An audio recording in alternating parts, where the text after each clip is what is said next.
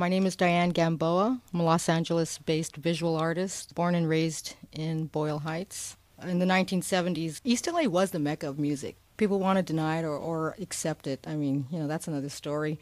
But East LA, it wasn't an issue. It was just another location. People were dying to get booked at Vex. I mean, people were dying to, drive across the 6th Street Bridge and venture their way into Vex. Vex was basically a nightclub that opened at the location at Self-Help Graphics, and it was a venue for people to once again just vent their stuff out. So if it wasn't a Vex or a punk evening at the Vex location, it was like a quinceañera or a wedding the night before or the following night. So it was basically a hall that was rented out to people in the neighborhood.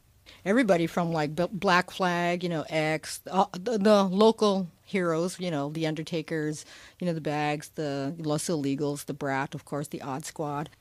Everyone at the time was like so in love with Teresa Covarrubias. She was like the ultimate goddess of East LA, and for every reason. I mean, they loved her voice, everything about her.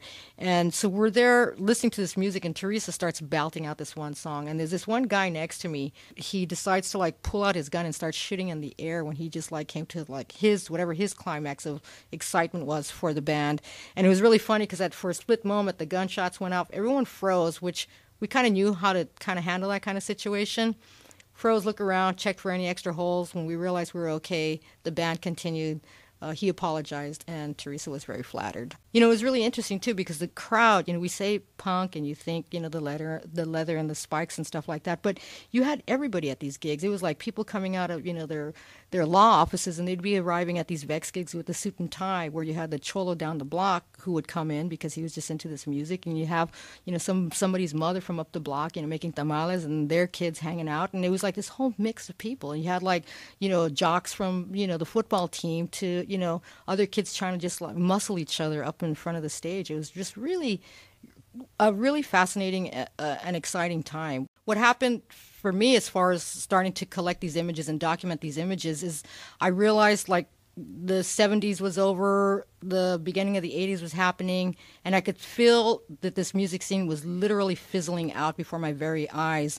At the same time, LA Weekly would do amazing spreads, Los Angeles Times at the time would do amazing spreads on music, but for some reason, the East LA scene seemed to be left out.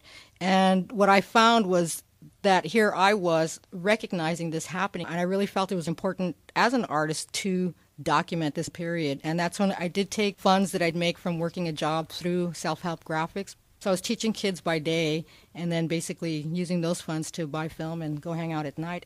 A night of shooting, basically, do I have money? Do I have film in my camera? Do we have gas to get to the club? I used a basic 35 millimeter Minolta, black and white film. It was all handheld, existing lighting. I did not want to be intrusive with the flash.